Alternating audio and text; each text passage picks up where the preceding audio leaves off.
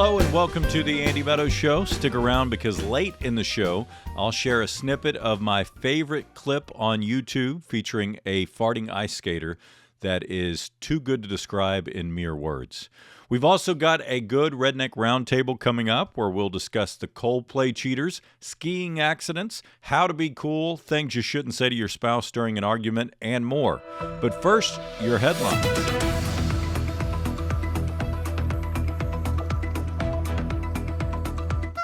The Prince of Darkness, rock legend Ozzy Osbourne, passed away yesterday at the age of 76. The former Black Sabbath lead singer was a member of the Rock and Roll Hall of Fame, the UK Music Hall of Fame, released 65 singles, 30 albums, and ate the heads off of at least one live bat. Pre-PETA, but post us knowing how many diseases bats carry.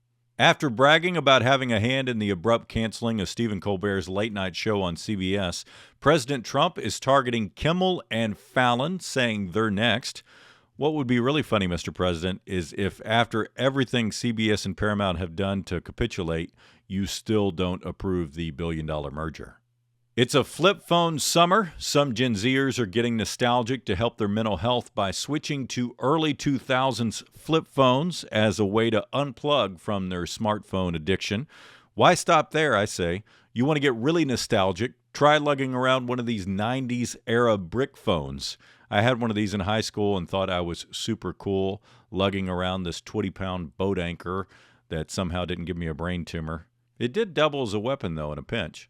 A couple's cost-saving measure led to a disaster outdoor summer wedding in 95-degree weather where they charged their guest for water and forced them to eat out of their hands. I would have smooth taken the steak knives I bought and got the heck out of there. If I take the time to get a sitter, dry clean a suit, book a hotel, and travel to your self-congratulatory celebration of love, you better have halfway decent food and an open bar at a minimum. My cousin got married on Lake LBJ during the summer, and it was at least 104 degrees out there. And I didn't read the invitation and see that it was an outdoor wedding, so I wore a black suit to it and was just sweating beads the entire time, and they all still make fun of me for that. Coming up, we'll show you how to play half a minute to win it, where you can win $500 in just 30 seconds. Sign up to play at andymeadowsshow.com.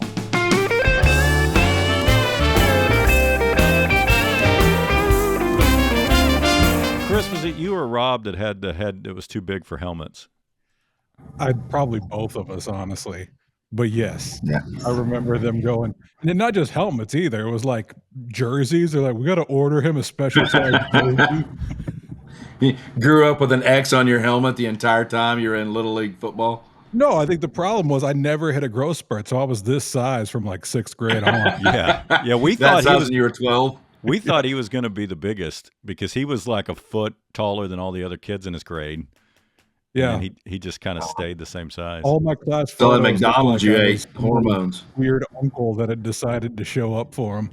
No, it's because Mom made you switch to low-fat milk, and that's what did it, where the rest of us drank whole milk. And That worked, Mom. Good job.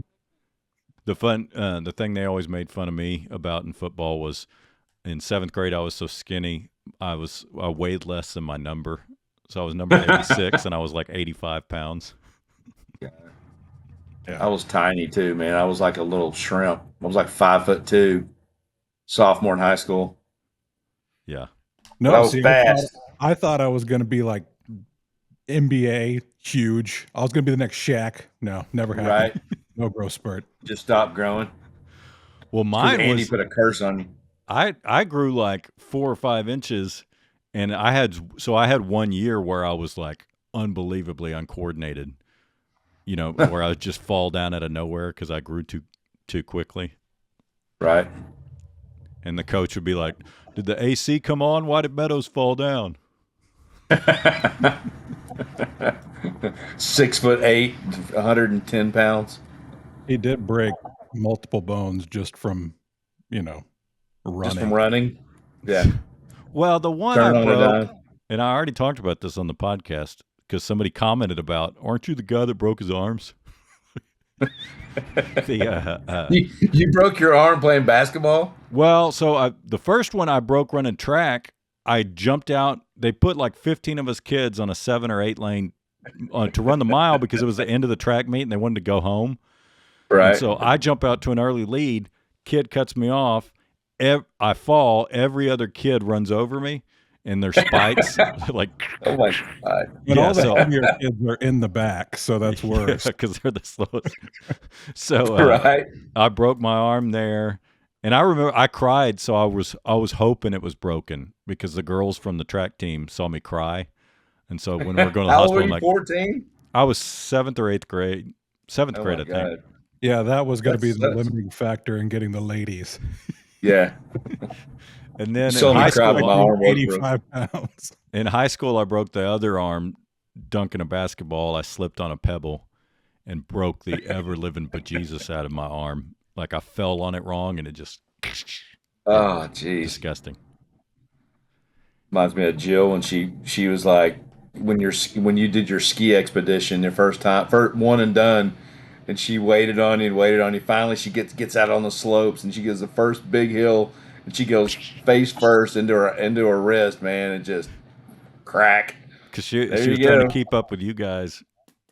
Well, I know, but she was just so excited to be on the slopes because she was good, man. But she like caught an edge, man, and went and like tried to catch herself. And so, Chris, they come to get. So I'm a terrible skier, so I gave it like 1 or 2 attempts and said, "Screw this," and went to the bar. And so I'm in the bar hammered, and somebody from the resort comes to get me, and they go, "Are you Andy?" And I go, "Yeah." Jill's in the infirmary. I thought infirmary meant dead. You're like, the morgue. Rush. I've got a beer here. Let me finish. Can't you start out with like she had an accident and then lead up to she's dead? So I'm like, so you're telling me I'm single? No, she's in the hospital. Oh, but we didn't. God. Then we get over there and it was like, we can fix it here for like $1,000, or you can go to because they didn't take insurance, or you can go to the hospital. And Jill's like, take me to the hospital. And then it was $5,000. Yeah, that was Andy's first and last time to ever ski. Well, she was tough. So I get in there and she's not even like crying or nothing. She's like, arms. I'm like, is it broken? She goes, oh yeah, it's broken. I'm like, Jesus Christ. She was mad because she couldn't go snowboarding anymore. Yeah, that was like her like you said, it was her first time to actually get up there on the hill. So right. Finally got up there because she was, fiddle farting around with you, crying about, I keep falling down. Well, they tried to. I went through one of those ski schools. It's me and a bunch of little kids on the bunny slopes. Yeah. So they take me up and try to teach me to pizza. Yeah. Yeah. And they're all laughing at him the whole time. All the kids immediately pick it up way faster than me, and so they're getting tired of waiting on me. So they go, "We're just going to the top of the hill." I'm like, "Bad idea. We should not go. I'm not ready for this." And they take me up there, and I start going down, and they're like, "Pizza, pizza," and I'm like, "I'm pizzaing," and I'm not stopping. So I'm having to yell at people like, "Get out of the way," because I don't know how to stop. You can just fall over. That stops you. That's what I ended up finally doing because I was about to just take out a whole family, and I'm like, I better just floundered. That was Stacy the first time she went on Alyeska here. She was going with friends, and they're like, "Oh, you're good enough. Come on up the hill with us." Yeah, the ski patrol brought her down on one of those sleds. Oh God! Everybody that went up with her abandoned her. They're like, "You're too slow." Just Jason's. I went one Jason's time. Good. I went one time with a girlfriend, and she couldn't. She was tall like Andy, and she did the same thing, and she sat down on her skis because she couldn't stop, and she mowed through about 30 little kids, and the ski patrol guy comes up and goes. She goes, listen, if this happens again, we're going to have to take your lift ticket away. And she's like, ripped it off. She goes, here, take it. I'm done. I'll never do this again, ever. I feel like you have a window to learn it. And if you don't learn it in that window, you're not. I think honestly, I think you need to be young. And first time I went was at 14. So, and fell 5,000 times the first day. About 25 times the second day, and the third day I fell twice. So from then on, once you learn how to do it, it's like riding a bike. You just kind of pick it back up. Yeah, because when you fall as an adult, hurts a lot more when you're 35 than when you're right. When you fall at 30, 35 years old, it hurts a lot more than when you're 15. Well, we grew up water skiing and wakeboarding, so it's like the exact opposite of snowboarding. Right. like Exactly. here with the back foot. And so when I was like, oh, I can wakeboard, I'm sure I could snowboard. Nope. Same thing happened Yeah. to me. I went to Same thing with snowboard, skateboarding. Yeah. tried it Terrible. for 3 seconds on the tiny hill and said, "No, I'm going to the bar." Yeah. Well, I don't get why it's fun. It combines the two things I hate the most: heights and going quickly down heights. You know. It's funny. Well, you're We never we that ready to far go? from me. Yeah. I thought this was the show, honestly. Yeah, I'm we'll done. probably use some of that. It's better than what we'll actually talk about. Since this is the Redneck Roundtable, we're going to go around the table and let everyone introduce himself and tell us one thing that qualifies them as a redneck. I'll start. I once owned a jacked up truck that I purchased at a radio remote without consulting my live-in girlfriend, now wife, who still brings that up. Oh yeah, I was there. I wasn't at the remote, but I was there when you got scolded. I didn't realize how tall it was till I got home and she couldn't get into it. Yeah, you almost had to have a ladder for that thing, man. It was easy for you because you're tall. Well, and I did the thing that, the thing that guys do. I didn't want to buy it, but I did the thing where you lowball the guy. I'm like, Yeah. he goes, what'll it take to get you in this truck today? And I said, if you sell it to me for this, thinking he'd never do it. Yep. And he said, And he okay. did And it. I'm like, uh-oh. Did you also Yeah. do the redneck thing where you were like, no more than $400 a month? That's what your starting point. They're like, yeah, sure, we'll do a 120-month loan. Yeah. And it was all based on his trade-in too, right? I wish. No, you know what I traded in for it? I traded in my little car and that Suburban I bought from you. I know. That big. I wish I black- still had that Suburban. Yeah. Speaking of rednecks, because it had a great one of those deer poppers on the front of it. Oh yeah. You could hit anything in that. One of those ranch hand deals. That was awesome. So Is it my turn? Manning, what's your redneck fact? Just a quick little story. My brother said 1984 or 5. We're at one of the most prestigious golf tournaments in the country, Colonial in Fort Worth. My dad takes us up there. We're big golfers, and we just walk around on our own. And we decided it'd be a good time to get some sun. So my brother and I both take our shirts off at the Colonial Golf Tournament. We're walking around shirtless. And when we came back to my dad, I thought he was going to kill us. But in our minds, we're like, hey, we're going to get some sun.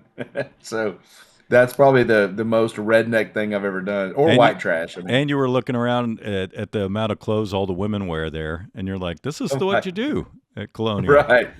Oh, I've got too many of them. But that's a really good sign that, because we had no idea. We're like, what do you mean we can't take our shirts off at this super prestigious golf tournament? Anyway. Chris, you got another one in you? Sure. You want to talk about inappropriate attire? It wasn't us, but we at one of our grandfather's funerals, who was not blood related. He was like my grandmother's second husband. Grandfather. Yeah. Oh yeah. And we're sitting there at the funeral, and people start walking in with cutoff T-shirts that have, WWE stars on them.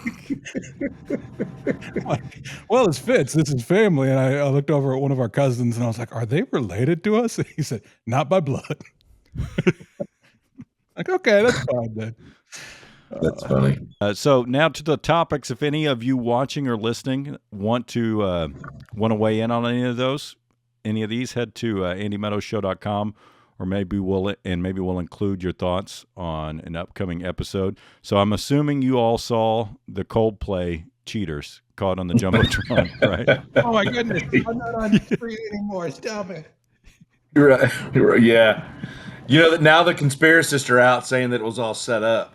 Dude, that would be genius marketing by that company if they were like, all right. Have you seen though that they're saying that it was a whole setup, and that the girl to the back left, if you're looking at the video, that was like making some sort of hand signal for them to shoot it on, and that the wife of the guy was in, like, she knew that he was having an affair, and to catch him in the act. I don't know. Like she was leave it to the conspiracists though, man. The thing is, all they had to do was kiss, and nobody would have known this happened. Yeah, if they hadn't acted like that, no one would have thought twice about it. That was Jill's first response. She goes, "What a rookie mistake! All he had to do." And I'm like, "How why is that your first first Just thought? go with it. Yeah, because right. my thought, which this is messed up too, is I was like, hey, at least he's cheating with someone the same age. You know, usually when you see that with a rich CEO, it's like half their age. Yeah, but the fact that she was the head of HR for that company, how inappropriate is that? Oh, they probably wrote something into the employee handbook just for that Yeah. purpose. But that's what I thought of with you being a musician and me being a musician. Have you ever seen any concert or public shenanigans? Anything similar to totally. that? And how did they play out? Totally. Absolutely. Anything you can share? No. I mean, I would have to change a lot of names. Yeah, it's and 35 years of doing it, you see that all the time, and you can tell really almost out of the Yeah. I mean, I've probably seen a lot more of that at happy hours also than. Oh, remember when we were playing Hank Jim, and so we had to move it inside because the weather, and I had my 3 little cameras that I used to live stream it, and so I'm setting up. I got 2 pointed at the stage, and then I usually do 1 at the crowd. So my crowd shot has like the bar in the peripheral, and people at the bar are looking at me funky. And the bartender walks over and she goes, "Might not want to point that at the bar. Not everybody here wants people to know they're here and who they're here with." I'm like, "Oh yeah, I know." I didn't think of it. Never thought of that. Live streaming that on Facebook for everybody to see, but yeah. But yeah, man, that guy. Unless his wife was at the concert with the kids, like he's like, so what? Put me on the jumbotron. What's the big deal? They would have never known, right? And they were. I don't know, man. Viral like that, no Maybe way. the conspiracy theorists have something. They're maybe there's some. I just think it was an honest reaction by both of them because it's the fact that both of them reacted like that was the dead giveaway. Because she's like, and they both make that face. Yeah. Crazy. Yeah, that's rough. Scientists define 6 traits that make you cool: extroverted, hedonistic, powerful, adventurous, open, and autonomous. What's your hack for being cool in any situation? Do you have Andy, you go first. That's what makes you cool. Just don't care. Don't care. Yeah. Or at least act like you don't care. I think trying to find humor in whatever the situation, whether it's emergency, and just trying to stay calm and make a joke out of it. I mean, I guess if it was super like someone dying or something, it'd be different. But but just like any kind of high pressure situation, that's why Chris is cooler than me because he doesn't care, and he's always had that ability to just not give a crap. That's a little also less anxious. But you learned to play a guitar so that you were cool. I never did that, so that's true. Although Jason, I only learned how to play the guitar because I'm too lazy to carry a piano around everywhere I go. And Jason will tell you my guitar skills are pretty subpar. It's all right, man. As long as you can strum 3 chords. My cool hack is to have an old fashioned or 2. That settles it, but not 3. 3 is where you're not. Cocktails. 3 is where you're not cool anymore with an old fashioned because it's like. Well, with you too, you'll start making fun of the audience. Yes. You lose your followers one wisecrack at a time. Yeah, there definitely is a point in the show where if I have too many drinks, I start turning on the audience, and now it becomes a roast, an improv roast. They're like, I paid for this, and this dude's gonna just sit up here and Sorry to anyone I've done that to. Relationship psychologist Mark Travers shared one damaging phrase that sabotages relationships by causing insecurity and feelings of inadequacy. It's often used during arguments. Why can't you be more like insert other person's name here? What's the dumbest thing you've ever said to your spouse or an ex during the heat of an argument? Right. Probably not. Why can't you be more like, but why do you have to always act like your mother or something like that? Ooh, that's the same thing. Yeah, it's probably worse, actually. Probably way worse. I regularly ask for a divorce. That's pretty dumb. One day she's going to take me up on it. I'm like, that's fine. Well, let's get a divorce then. All right, good. You don't like it, just leave. That's what happened to my parents. my dad would be like, if you don't like it, just leave. So one night, my dad went out of town, and in the middle of the night, we took half the stuff and moved out. And he showed up. He showed up, and he went to the local 7-Eleven and called her on a payphone. And instead of saying, "Why'd you leave me?" or whatever, he said, "Did you have to take the microwave?" Hey, back then That's how you know you're a microwaves redneck. weren't cheap. I know, that's true. That's true. I think we're still using that same one, by the way. I dated I don't some, know. not Jill, but I dated some fiery women back in my early years, and none of them were fond of how I stay completely calm during an argument because I'm Yeah, a psychopath. So like, you're right. and they would be, throwing a fit and huge heart, and I'm like, just talking normal, and for some reason Yeah, that makes it I'm worse. I know, I'm kind of the same way. I had a bandmate one time that his they were talking about songwriters, and his wife said, "How come you don't write songs anymore?" And he was like, "I'm on the road, I'm busy all the time." She said, "Well, when was the last time you wrote one?" And he looked at her and he said, "When? No, what year did we get together?" I said, "Probably, probably not a good thing to say to your wife No, but or uh, significant other." I've heard a lot of women get mad about that. But the thing is, the turmoil inspires more songs. You know what I mean? That's Like true. the bad Right, relationships, you write a lot more tunes. right. You get your heart broken a few times, Yeah. for sure. Don't get Yeah, me I mean, wrong. it I'm always sure. seems like artists write the songs early in the career and then just stop. Yeah, Yeah. And it's hard to really feel the pressure, once you've, toured a couple years and made $110 million each year. It's like now what do I write about? Well, yeah, and You know? this in during the struggle creates better songs, just like being in a bad relationship. I've written a couple about Jill, but all early on. Yeah, you're probably writing them now, but they're different. They're Yeah, they're to just be not released good. later. Hiding them in the safety deposit box Yeah. in the vault. Oh my Old gosh. saying you live by. Yeah, Do you I have an got a old? good one. I've been using it. I don't know where I heard it, but it was pray like it all depends on God and work like it all depends on you. I've been using Ooh, I that one like for a that while. one. So that's a good one. One other one is sell to the masses, eat with the asses. Sell to the asses, eat with the masses. I've it's think about that one for a minute. Contemplate it because I told that to a guy on the golf course one day randomly. I didn't even hardly know him. And I told him that, and he took that to heart, And he and he wrote "Achy started a Breaky Heart." company. No, he started a company that in like 4 or 5 years was worth like he sold it for like 10 or 15 million bucks, Did he cut you a based check? on no, exactly. I'm due, but he even said in credit, he told another buddy of ours that he knew a lot better that's where he that gave him the idea to you know to shape the company that he started. It was wild. I don't know. Anyway.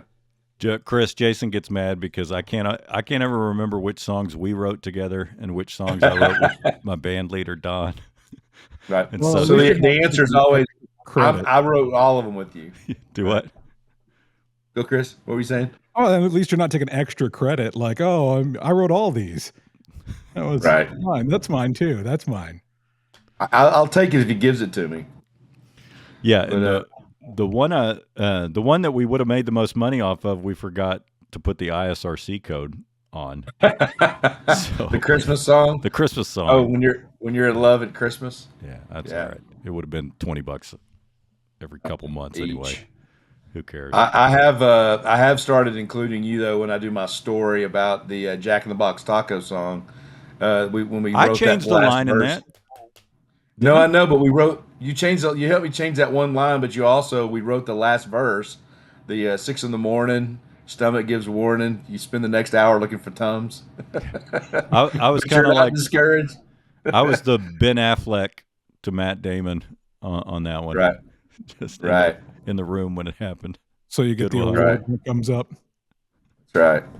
So what Totally. happens if you don't have the code on the song? Who gets the money? It just So the goes into money a, still a comes. pile somewhere, and Yeah. and gets this All over Street and Don Schlitz get it, or Don Henley and Glenn Fry's estate. Well, my big idea is I'm going to re-release it. I keep saying I'm going to re-release it one Christmas, and that'll put. Let's do it for this next Christmas. That'd be perfect. That's right. Yeah, I could use an extra $20. Now I can use change a line at the end of it if you want to get on there. Right. And I don't know. I feel like there are some people that don't take, like Jason. People don't always take 50% credit if you change a word or two. No, not typically. Right. Depending on how much you've put into it. Yeah, because that's kind of weird to just write one or two words and get half the money. What's the first thing you bought with your own money? First thing I bought with my own money. Drugs. What were you saying? Drugs. Just feels bad using mom and dad's money for drugs. Right. I don't think I ever got an allowance though, so I never bought drugs. So, I don't know. First thing I bought with my own money. Oh, one time, it's not really my money, but it's a pretty rednecky story. I went with some friends to before Christmas to Christmas shop at Town East Mall in Dallas, and my dad gave me like $40 to buy Christmas presents for my brother and sister and my mom and him and whoever, and I spent almost all the money on a new video game for myself. I did Spider-Man for Atari 2600. Ooh. I got in a lot of trouble too. I still have my 2600 and 7800 Atari games. Do they work? Yeah, I'm trying to sell them on Facebook Marketplace right now. That's by the way, you sold your console record player. You didn't tell me. Yeah, I did. I sold it to somebody we know. Yeah, Ashley. Yeah, she hadn't come and picked it up yet. But tell me about it the other day. What did you say about the Atari games, Chris? I just don't think Facebook Marketplace is probably your best bet there. Yeah, that's true. Yeah. Nate Brigazzi did a whole bit on it, saying, I just risked my life so my wife could make $5 on a kid's eating tray or something. My rule is I don't sell anything on there less than like $50. Joe will sell something on there for $10. That's crazy. This really rare. Nintendo came out with this thing that you look into, and it was like infrared. Virtual Boy. Was that what it was? Yeah. So we had that, and I lost it. And that's probably worth a ton because nobody bought that because it was so uncomfortable to sit there and play it. Oh, yeah, it was the worst. You had like a little tripod. Was a screen like right in front of your face or what? Yeah, you set it up and then you like got your face in it, and it was incredibly uncomfortable. It was like very, very early day VR. Yeah. Wow. But I lost bet it is worth a lot of money. Probably worth. You should look that up. It's probably in Dad's shop. That's where Mom put all the Primo stuff. He already sold it on Marketplace for $5. Yeah.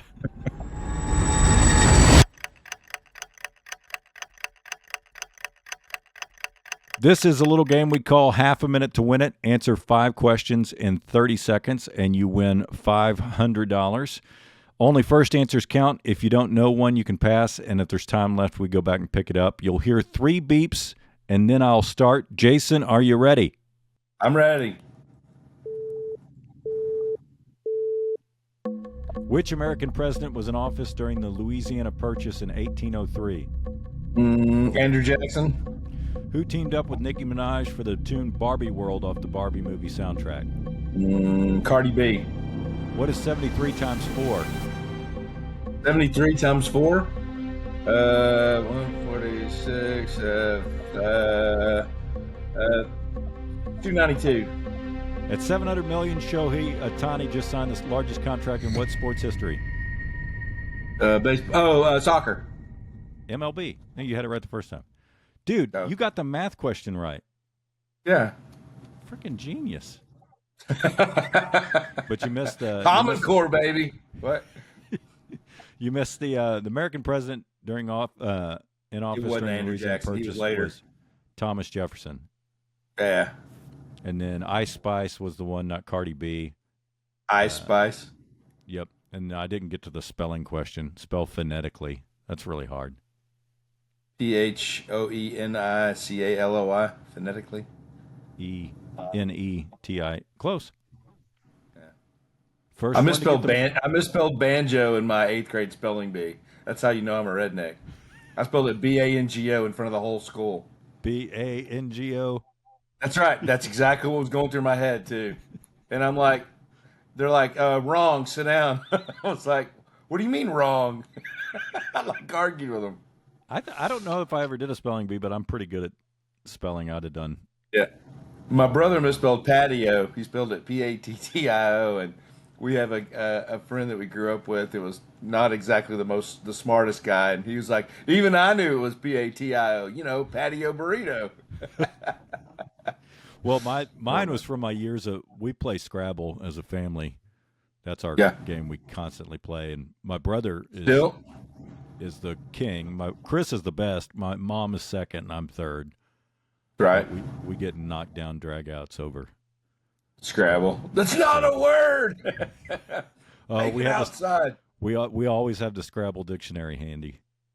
Oh, really? Yeah, you have to have an official Scrabble dictionary. You can't use a regular one. Why's that?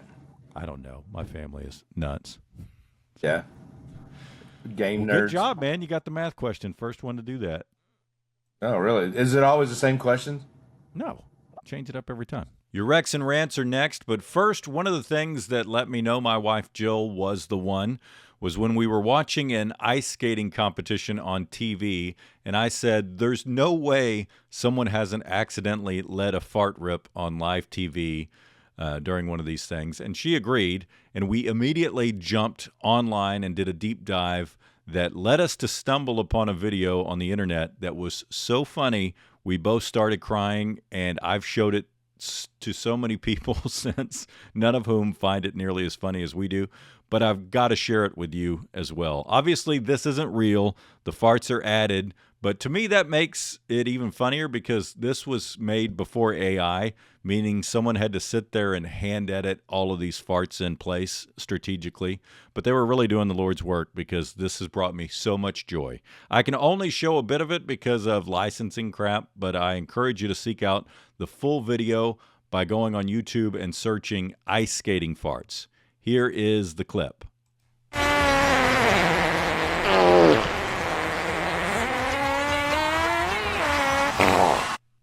How that doesn't have 1 million views after 11 years is beyond me. It makes me question the future of humanity, to be honest with you.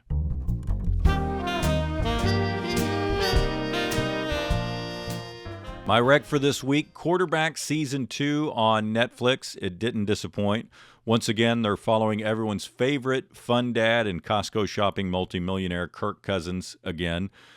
New additions as well this year, the redemption story of Jared Goff, who we all thought was spare in L.A., but turned out to be not so spare in Detroit, and Joe Burrow, who has a reputation of being a cool guy. He's even got that nickname associated with it. And my theory on why they chose him is because along with Peyton Manning, this is co-produced by Patrick Mahomes, who is kind of a rival of Burrow. And I think Mahomes wanted to show how much of a dork Burrow is in real life, and so far they're doing a good job of that. Anyway, worth a watch.